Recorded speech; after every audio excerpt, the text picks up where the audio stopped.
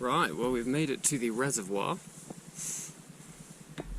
Little kind of combination gate in a gate thing. Oh, my backpack got caught. Oh, and then I kicked that with my shin. Ow, this is why you don't film and do things at the same time. Anyway, here we are.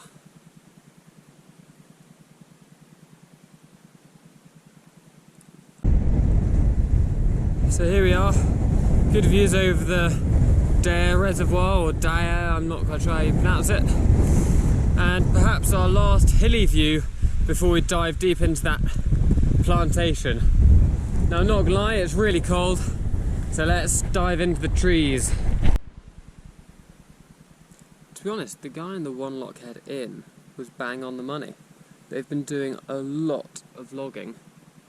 They've felled a hell of a lot of trees, and as such, the scenery is very different. It's actually relatively open.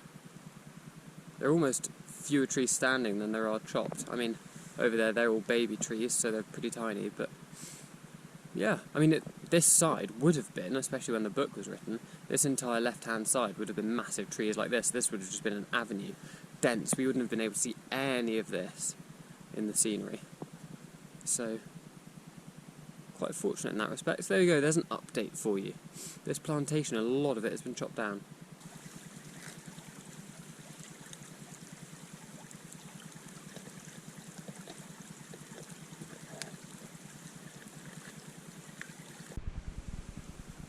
Look at this!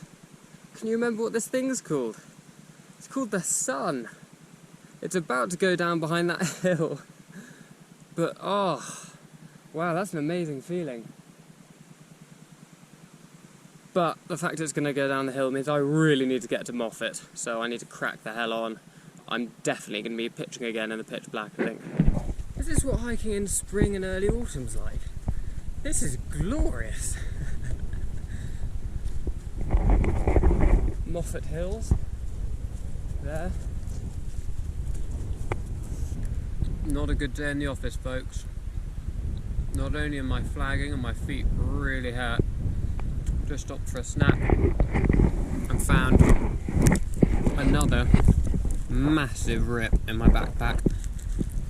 That's the plastic bag that I put my sleeping bag in to keep it dry.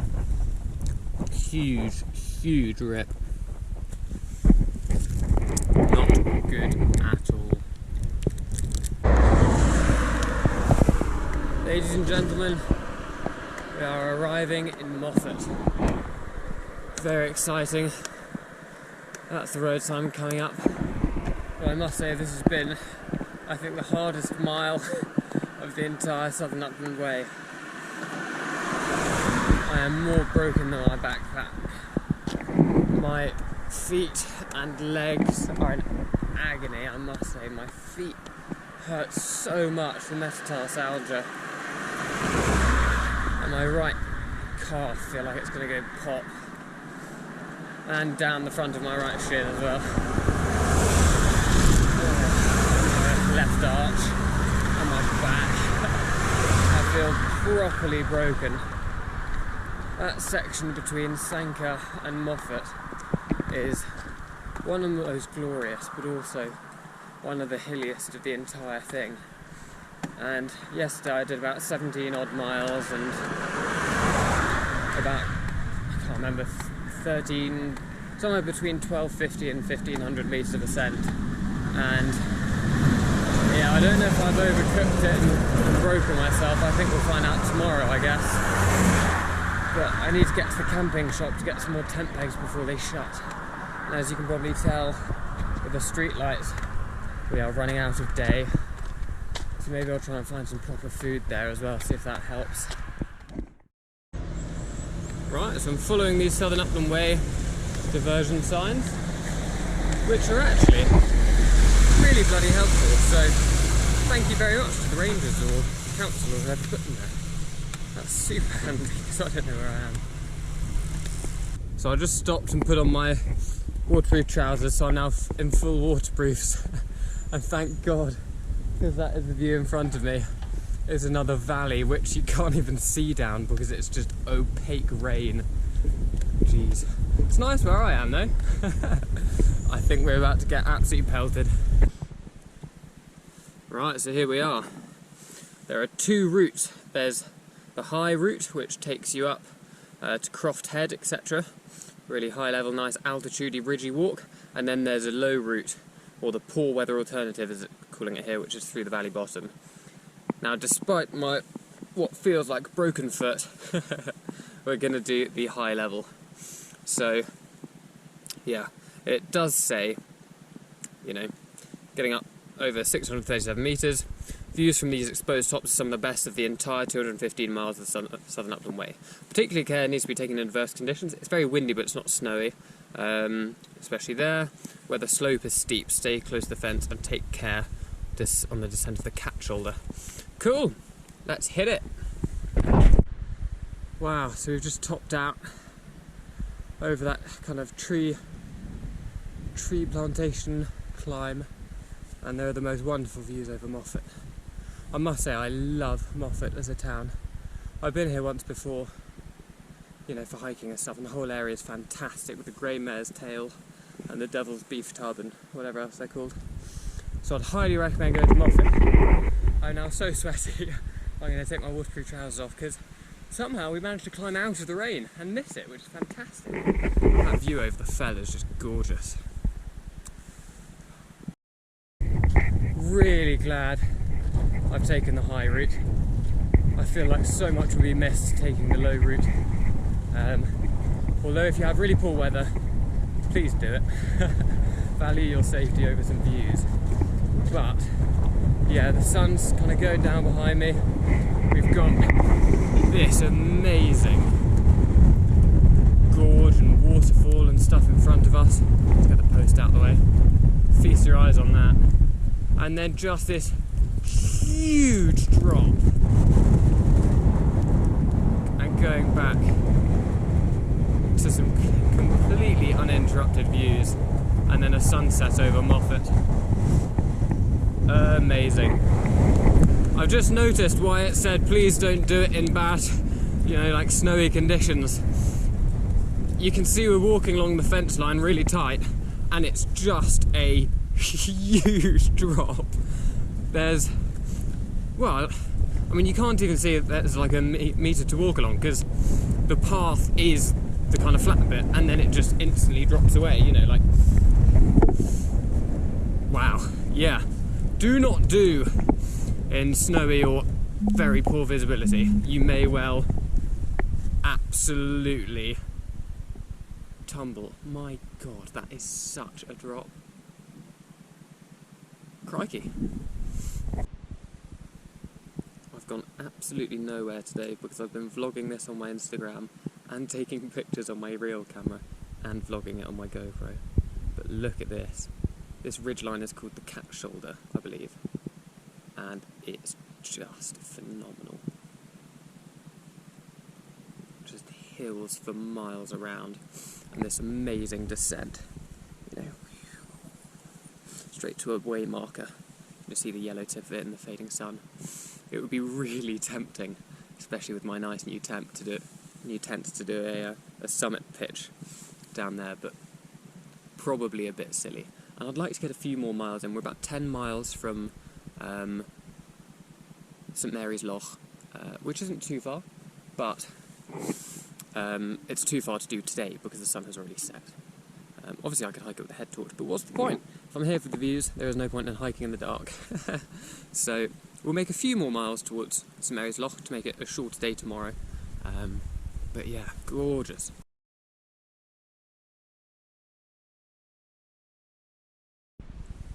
This is a big moment, people. I know I said I wouldn't walk in the dark, but I haven't found somewhere to camp yet, so I'm happy to plod along until I find somewhere. But welcome to the Scottish borders. Exciting stuff. Right, so it's another kind of constantly raining day, so I've brought the wide-brimmed hat out so that I don't have to wear a hood for the entire day. But yeah, I mean, it's quite pretty, to be honest. It's a long road walk. I think we're on the road for about 9 kilometres.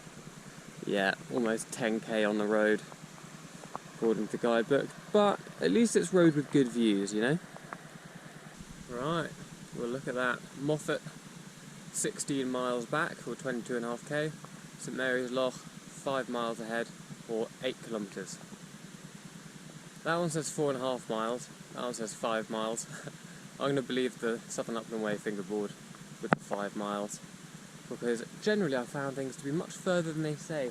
Like the Bothy, at some point, I'm pretty sure it said 2.5 kilometres, but I'd been walking for about that when I saw a sign saying 2 kilometres, so we'll see. What's this? Ettrick.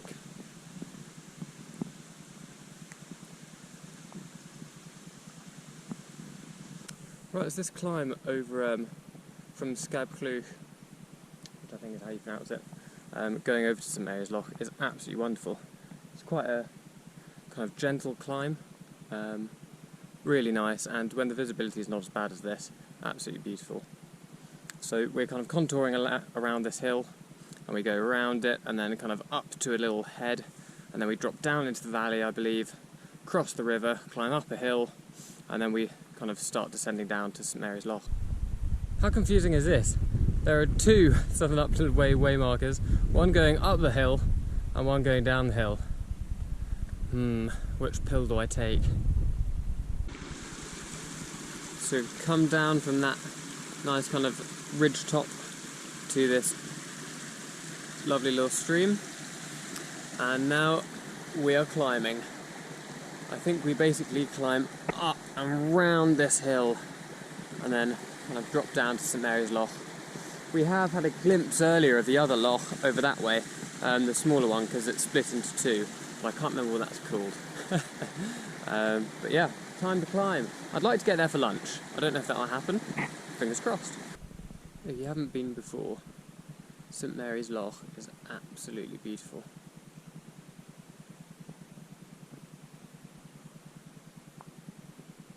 And there's a very famous hike, which is over the hill that way somewhere, called the Grey Mare's Tail, which is really worth doing. And the Tibbie Shiels Inn is currently not open, but I spoke to the owner and she said they're hoping to launch next year, post-COVID. So Tibbie Shiels, it's got a great spot, they've got a campsite and everything, so highly recommend it. So we kept walking to the end of St Mary's Loch. Wow. This rain is so heavy.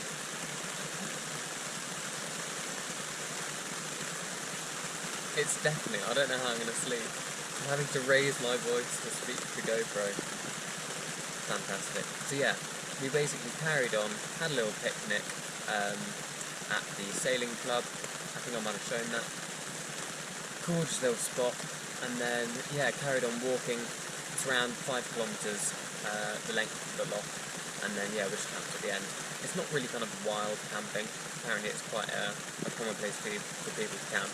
The locals told me that this is where everyone comes on weekends and camps out, and there are loads of fire pits and stuff. So given the weather was turning and I was feeling the rain on my face, I thought, yeah, put the tent up now, and bloody hell, I'm glad I did.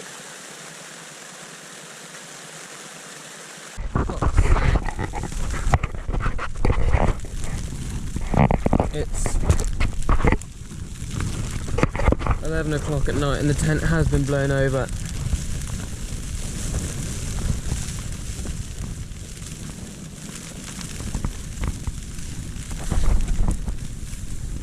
Oh, okay, interesting. It seems to have popped back up. So the pole was fully inverted. Obviously, it's normally like that. It had become like that. Okay. Oh, what a bloody night.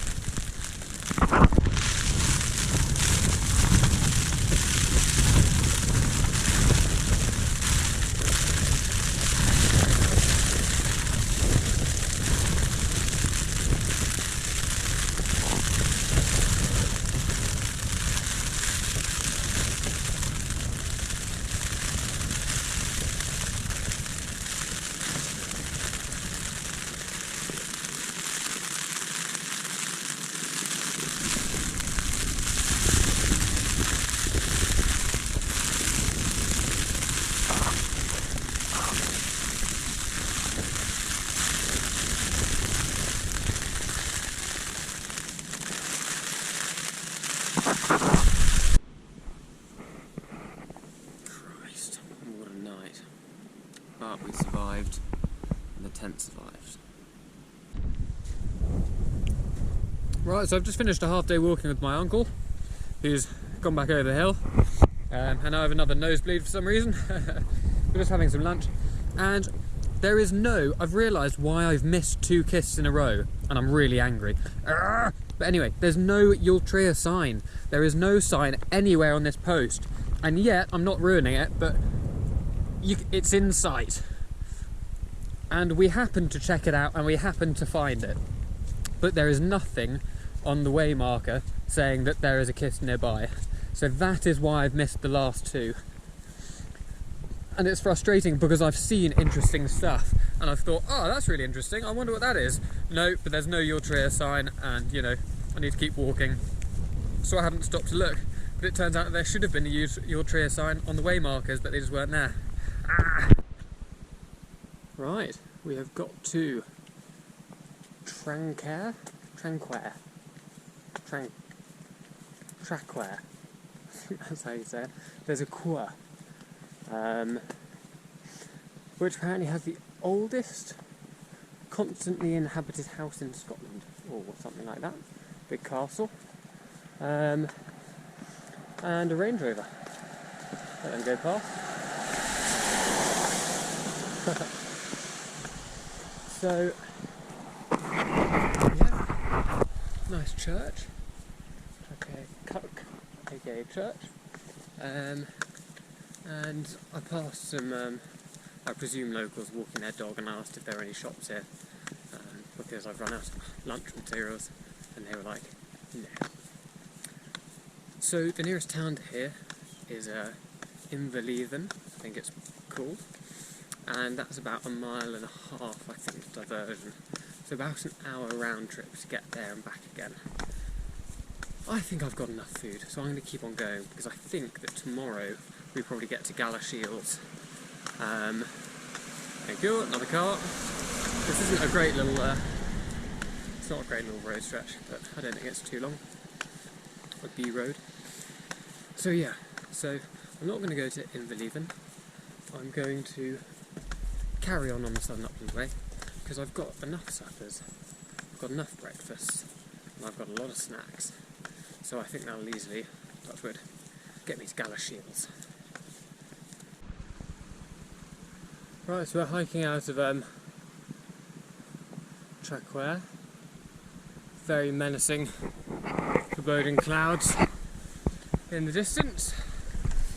Now we're climbing up, and we're getting to the top around Mel Moor area, which is where I think I'll probably camp for the night. And then tomorrow we'll head on down to Galashiels and Melrose and Tweedbank and that sort of area. Oh. So yeah, looking forward to resting the legs, to be honest. It's been quite a miserable day, both kind of meteorology-wise, weather-wise, and also spirits-wise. Because it was lovely walking with my uncle in the morning, but I think it also reminded me what it's like to not be alone. And so this afternoon is a bit drab and dreary, so I'm trying to shake off the melancholy a bit.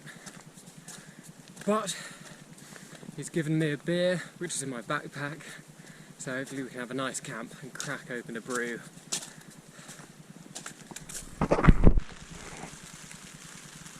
Right, so we're in the tent, up on top of, not on top of, but up near Mel Moor, near another kist. I think I might have found where the other kist is. Not where it is, but there is another Ultria sign, so that's good.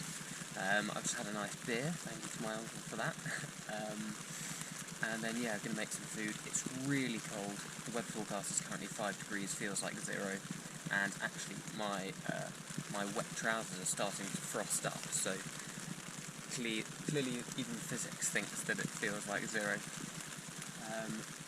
It's wet. Again, it's always wet. And actually I'm starting to get a little bit worried, because my stuff, you know, now that I've got all my kit in the tent, it's starting to smell like mould. And I don't know what exactly, but I haven't had a chance to try anything and actually my kit is just smelling a bit like mould.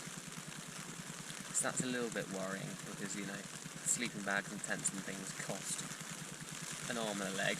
Stupid money nowadays. So, yeah, I'm hoping it's nothing too bad. And I keep swatting mosquitoes as well. Mosquitoes, they're not getting into the tent, but they're getting into the outer because it's so damp. And then whenever I open the door, one flies in. But yeah, aside from that, we're up at Moor, so we've got around 20 kilometres or something to go until Melrose tomorrow. But I'm looking forward to that, because that's meant to be a really pretty town. Galashiels, not so nice, but Melrose is meant to be nice. And then yeah, to be honest, it's starting to get a lot more urban, and I don't really know where I'm going to camp, because if I finish the day at Melrose, you know, there are motorways and A-roads and stuff around there, so I wonder if I should look for B&B or something. So frustratingly, it's not just mould, but everything is going, you know, things are going rusty as well. My gas canister, and this is quite a new one, is clearly going mouldy, not mouldy, rusty. But there's nothing I can do you know, when you're hiking in summer and spring and autumn and stuff, even winter often, often in winter you will have a nice blue sky and you can pop things up, you can put your tent up, let it dry off, but I haven't had a single dry day. I've had little parts of some days earlier on in the trip. So the rain has left us for a brief moment, and there's a gorgeous lick of sunlight on the hills. We're not getting sun here, unfortunately, because it'd be nice for the tent to dry off a bit, but somewhere, somewhere over that way, there is sun.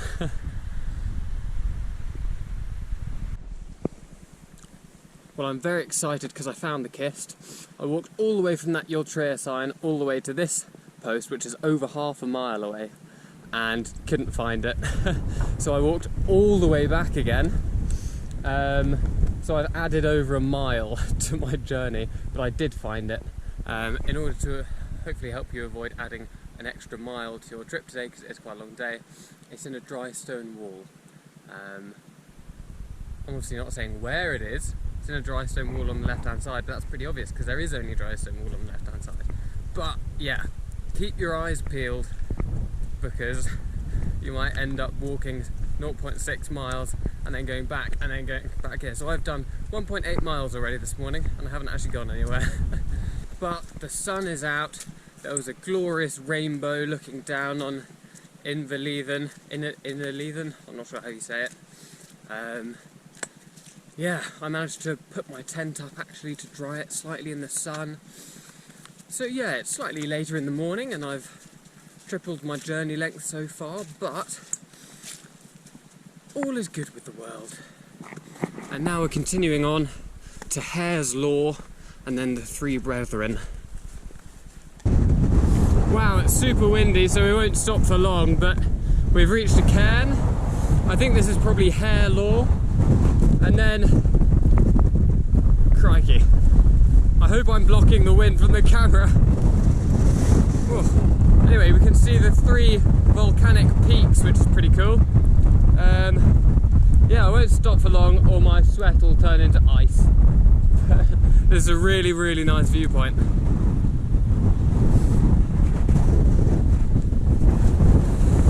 Whoa, finding it hard to stay upright.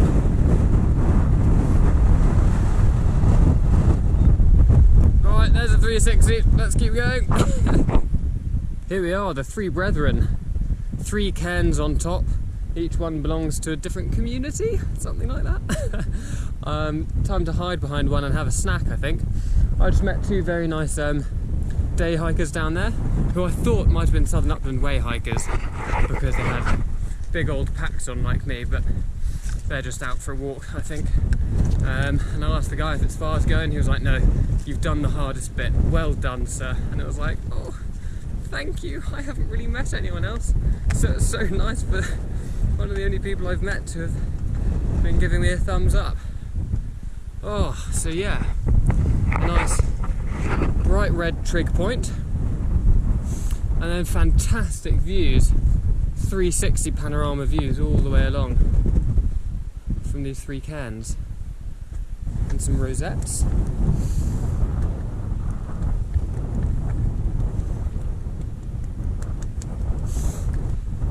So it's the Selkirk Royal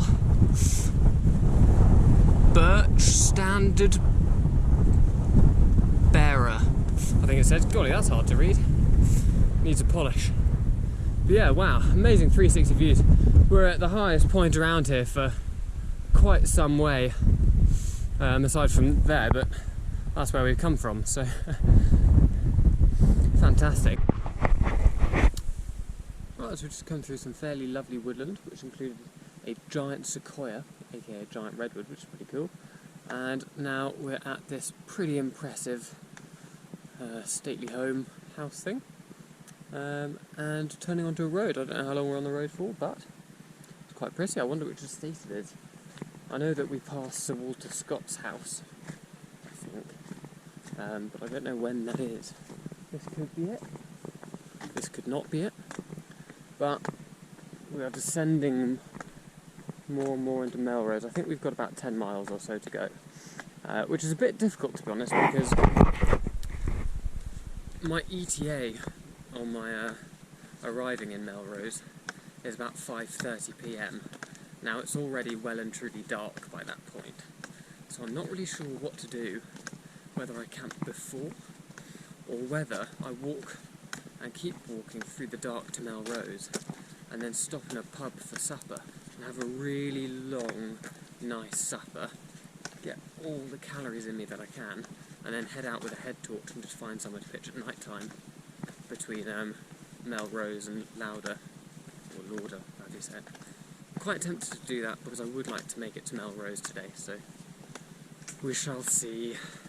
Right, so we are back alongside the River Tweed, and opposite a rather stately home or hotel or something or other. Very nice big old pad, and yeah, wandering to Melrose, and I'm really hoping that my feet don't give in, because in this last 2 miles it's my right foot that's been killing me, but my right foot's feeling fine. My left foot is now giving in. So having walked 260, 270 kilometres, yeah, my feet are definitely feeling the toll. I think we're going up now. Well, that lovely big old house across the River Tweed was actually the old home of Sir Walter Scott. It's called Abbotsford. I didn't really realise, because I'm very low on energy. I was zonked out a bit at my feet. I feel like they're going to snap in two. So yeah, just focusing on each individual step and trying to get the last 2.5 miles to Melrose before I can sit down and take the weight off my feet. But I think it'll take me about an hour, because I'm walking, or 2.5 hours rather, because I feel like I'm walking about 1 mile an hour. But yeah, Abbotsford.